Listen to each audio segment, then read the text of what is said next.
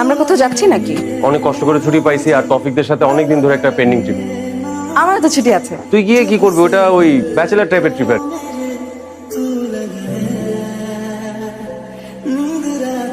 3 দিনের কথা বলে 7 দিন পরে এসে এখন আদিক্ষেতা দেখাতে হবে না। শোন না, গায়ে হাত দিবি না। জীবনে এত মেয়ের সাথে মিশেছিস, তারপর ওরা কি চায় সেটা তুই বুঝবি না।